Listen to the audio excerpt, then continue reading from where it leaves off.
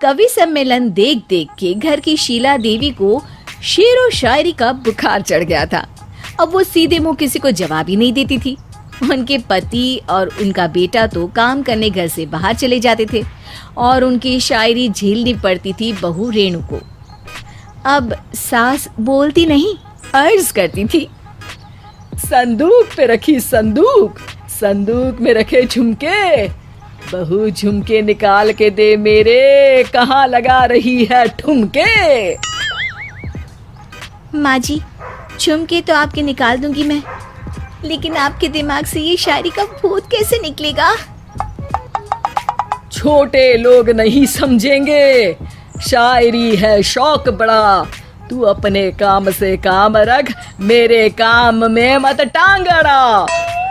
शौक अलग बात है, लेकिन हर चीज में अपना शौक डाल देने से जग हंसाई हो सकती है सासू माँ। अरे मैं हूँ एक नंबर कलाकार, कोई ऐसी वैसी बला नहीं, तुम घर के कामों में उलझी, समझोगी मेरी कला नहीं।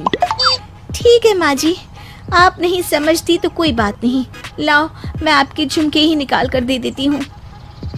बहू सास के झुमके निकाल कर देती है और वहाँ से चली जाती है। शाम को बहू अपने पति से शिकायत करती है, सुनिए जी, आप माँ को कुछ समझाते क्यों नहीं? अरे क्या समझाना है माँ को? अरे अपनी शायरी थोड़ी कम करे ना। अरे तुमको उनकी शायरी से क्या दिक्कत है? अरे मुझे नहीं, पर पड़ोस में सब लोग हंसते हैं, कहते हैं बुढ़ापे में लोग सठिया जाते हैं, लेकिन शीला जी तो शायर हो गई हैं। अरे लोगों का काम है कहना, लोगों की बातों का क्या टेंशन लेना। अरे वाह, मैंने भी शेर कह दिया, वाह वाह वाह वाह। देख लो, तुमसे किसी ने कहा नहीं और तुम्हारे सामने कोई माँ की बुराई नहीं करता तो तुमको फर्क नहीं पड़ रहा। अरे तुम खामखा की बात का बतंगड़ बना रही हो। चलो चाय बना कर ले आओ मेरे लिए, साथ पियेंगे, कोई ढंग की बातें करेंगे।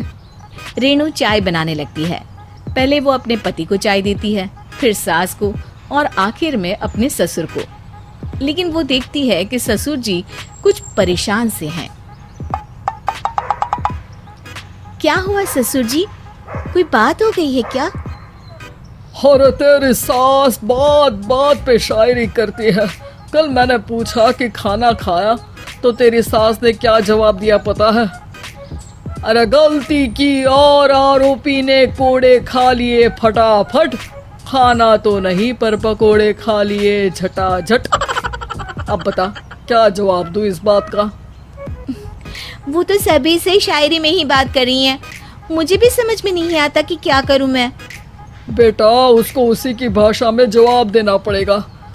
मैं तो आम बातचीत में भी उसके सामने कुछ नहीं बोल पाता, शायरी में क्या बोलूंगा भला। ससुर ने जैसे ही कहा कि उसको उसी की भाषा में जवाब देना पड़ेगा, बहू को ये बात जच गई।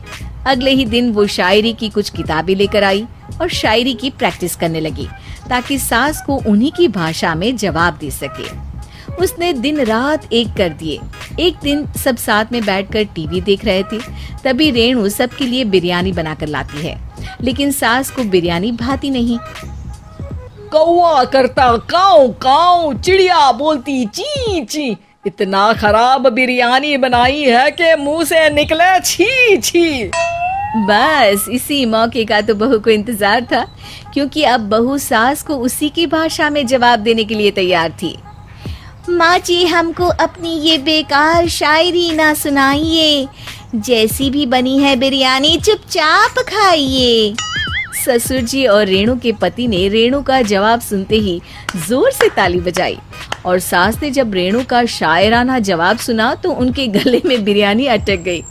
बहू ने एक और शायरी का तीर छोड़ा। शायरी में बहू के सामने सास हो जाएगी ढेर, क्योंकि सास मारेंगी एक शेर तो बहू मारेगी 1.25 शेर।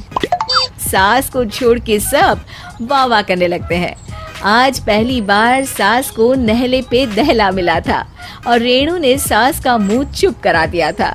अगले दिन रेणु का पति उससे कहता है, अरे वाह, तुमने तो माँ की बोलती बंद कर दी, मजा आ गया। अब मेरे लिए कुछ बना दो, खाकर मैं काम पर चला जाऊं। शायरी ही है मेरा जीवन, वही करूँगी जी भर के। नौकरानी रख लो कोई, काम नहीं करूँगी मैं घर के।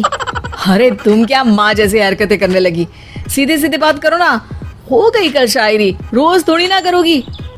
शीशी भरी गुलाब की पत्थर पे फोड़ दो, जो मुझे शायरी से रोके उसके कान मरोड़ दो।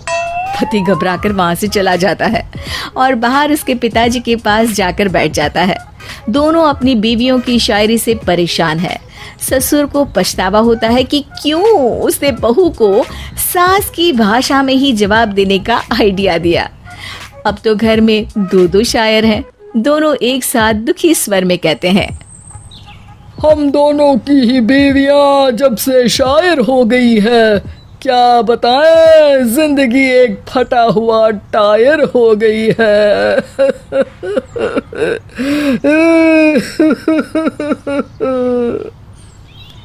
हम दोनों की ही बीवियां जब से शायर हो गई है, क्या बताए जिंदगी एक फटा हुआ टायर हो गई है।